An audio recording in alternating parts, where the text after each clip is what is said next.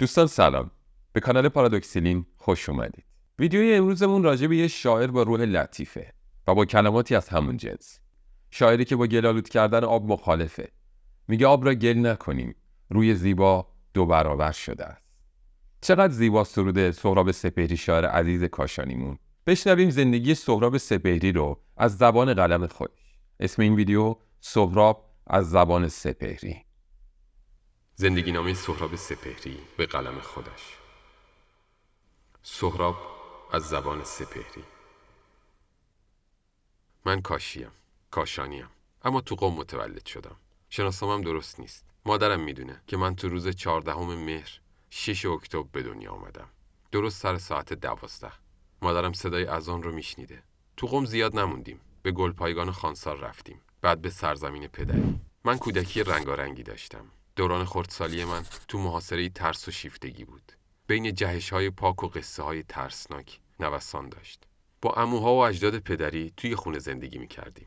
خونه بزرگ بود، باغ بود، همه جور درخت داشت. برای یاد گرفتن وسعت خوبی بود. زمین رو بیل می‌زدیم، هرس می‌کردیم. تو این خونه پدرها و عموها خشت می‌زدند، بنایی می‌کردند، به ریختگری و لحیم‌کاری می‌پرداختند. چرخ خیاطی و دوچرخه تعمیر می‌کردند. تار می‌ساختند، به کفاشی دست می‌زدند. تو عکاسی ذوق خودشونو می‌آزمودند. قاب منبت درست می‌کردند، نجاری و خراطی پیش می‌گرفتند. کلاه می‌دوختند. با صدف و دکمه گوشواره می‌ساختند. کوچیک بودم که پدرم بیمار شد و تا پایان زندگیش بیمار موند. پدرم تلگرافچی بود. تو طراحی دست داشت، خطش خوب بود. تار می‌نواخت. منو به نقاشی عادت داد. الفبای مرس رو بهم یاد داد. تو چنین خونه‌ای خیلی چیزا میشه یاد گرفت. من قالیبافی رو یاد گرفتم. چند قالیچه کوچیک از روی نقشه‌های خودم بافتم. چه عشقی به بنایی داشتم. دیوار رو خوب می‌چیدم. تاق ضربی درست می‌کردم. آرزو داشتم معمار بشم. حیف دنبال معماری نرفتم. تو خونه آروم نداشتم. از هر چی درخت بود بالا میرفتم. از پشت بوم میپریدم پایین. من شر بودم. مادرم پیش بینی میکرد که من لاغر خواهم موند. منم موندم. ما بچه‌های یه خونه نقشه‌های شیطانی میکشیدیم. روز 10 مه سال 1940 موتورسیکلت عمومو دزدیدم و مدتی سواری کردیم. دزدی میوه رو خیلی زود یاد گرفتم. از دیوار باغ مردم بالا میرفتیم، انجیر و انار میدزدیدیم. چه کیفی داشت. شبا تو دشت صفی‌آباد سینه‌خیز میرفتیم تا به جالیز خیار و خربوزه نزدیک بشیم. تاریکی و اضطراب رو میون مشتای خودم میفشردم. تمرین خوبی بود. هنوز دستم نزدیک میوه دچار اضطرابی آشنا میشه. خونه ما همسایه صحرا بود. تمام رویاهام به بیابون راه داشت. پدر و عموهام هم شکارچی بودند. همراه اونا به شکار میرفتیم. بزرگ که شدم، عموی کوچیکم تیراندازی به من یاد داد. اولین پرنده‌ای که زدم یه سبز قبا بود. هیچ وقت شکار خوشحالم نکرد. اما شکار بود که منو پیش از سپیده دم به صحرا میکشوند و هوای صبح رو به ریه ها مینشوند. تو شکار بود که ارگانیسم طبیعت رو بی پرده دیدم. به پوست درخت دست کشیدم. تو آب روون دست و رومو شستم و تو باد روون شدم. چه شوری واسه تماشا داشتم. اگه یک روز طلوع و غروب آفتاب رو نمیدیدم، گناهکار بودم. هوای تاریک و روشن منو اهل مراقبه بار آورد. تماشای مجهول رو به من یاد داد. من سالها نماز خوندم. بزرگترها میخوندند. من هم میخوندم. تو دبستان ما رو واسه نماز به مسجد میبردن. یه روز در مسجد بسته بود. بقال سرگذر گفت نماز رو روی پشت بوم مسجد بخونید تا چند متر به خدا نزدیکتر باشید. تابستونا به کوهپایه میرفتیم. با اسب و قاطر و الاغ سفر میکردیم. تو گوشه باغ ما یه طویله بود. 4 پا نگه می‌داشتیم. پدر بزرگم یه مادیون سفید داشت. تند و سرکش بود و منو میترسوند. من از خیلی چیزا میترسیدم. از مادیون سفید پدر بزرگ، از مدیر مدرسه، از نزدیک شدن وقت نماز، از قیافه عبوس شنبه. چقدر از شنبه‌ها بیزار بودم. خوشبختی من از صبح پنجشنبه شروع می‌شد. عصر پنجشنبه تیکه‌ای از بهشت بود. شب که میشد تو دورترین خوابام طعم صبح جمعه رو می‌چشیدم. تو دبستان از شاگردای خوب بودم، اما مدرسه رو دوست نداشتم. خودم رو به دل درد می‌زدم تا به مدرسه نرم. بادبادک رو بیشتر از کتاب مدرسه دوست داشتم. صدای زنجره رو به نصیحت‌های آقا معلم ترجیح میدادم. وقتی تو کلاس اول دبستان بودم، یادم هست یه روز داشتم نقاشی می‌کشیدم. معلم ترکه انارشو برداشت و منو زد و گفت همه درسات خوبه. تنها عیبی تو اینه که نقاشی می‌کنی. این اولین پاداشی بود که واسه نقاشی گرفتم. با این همه دیوارهای گچی و کاهگلی خونه رو سیاه کرده بودم. 10 ساله بودم که اولین شعرم رو نوشتم. هنوز یه بیت اون رو به یاد دارم. ز جمعه تا سه‌شنبه خفته نالان، نکردم هیچ یادی از دبستان. اما تا 18 سالگی شعری ننوشتم. این رو هم بگم که من تا 18 سالگی کودک بودم. من دیر بزرگ شدم. دبستان رو که تموم کردم، تابستون رو تو کارخونه ریسندگی کاشون کار گرفتم. 1-2 ماه کارگر کارخونه شدم. نمیدونم تابستون چه سالی ملخ به روستای ما هجوم آورد. خیلی ضرر رسوند. من مأمور مبارزه با ملخ تو یکی از آبادی‌ها شدم. راستش رو بخواید، حتی واسه کشتن یک ملخ هم نقشه نکشیدم. وقتی بین مزارع راه میرفتم، سعی میکردم پا رو ملخ‌ها نگذارم. اگه محصول رو می‌خوردن، پیدا بود که گرسنه‌ن. منطق من ساده و هموار بود. روزها تو آبادی زیر یه درخت دراز میکشیدم و پرواز ملخ‌ها رو تو هوا دنبال میکردم. اداره کشاورزی مزد منو پرداخت میکرد. تو دبیرستان نقاشی کار جدی تری شد. زنگ نقاشی نقطه روشنی تو تاریکی هفته بود. بین همشاگردیام چند نفری هم خوب بودند. نقاشی میکردند، شعر میگفتند و خط رو خوش مینوشتند. تو شهر من شاعرای نقاش و نقاشای شاعر خیلی بودند. با همشاگردی‌ها به دشت میرفتیم و ستایش هر انعکاس رو تمرین میکردیم. سالهای دبیرستان پر از اتفاقات طلایی بود. من هنوز غریزی بودم و نقاشی من کار غریزه بود. شهر من رنگ نداشت، قلمو نداشت. شهر من موزه نبود، گالری نبود، استاد نبود، منتقد نبود، کتاب نبود، فیلم نبود، اما خویشاوندی انسان و محیط بود. تجانس دست و دیوار کاهگلی بود.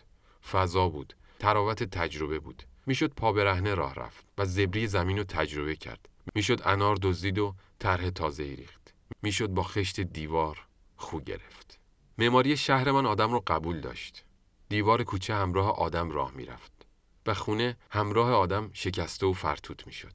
همدردی داشت. شهر من الفبا رو از یاد برده بود، اما حرف میزد. جولانگاه قریحه بود، نه جای قدم زدن تکنیک.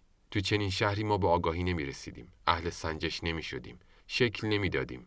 تو حساسیت خودمون شناور بودیم. دل می باختیم، شیفته می شدیم و اون چه می اندوختیم پیروزی تجربه بود.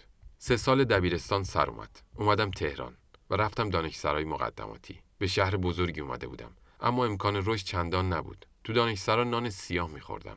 ورزش می‌کردیم و آهسته از حوادث سیاسی حرف می‌زدیم. با چقدر خامی. من سالم بودم. ورزشم هم خوب بود. تو بازی فوتبال فوروارد بودم. از نقاشی چیزی یاد نگرفتم. کمی با رنگ و پرسپکتیو آشنا شدم.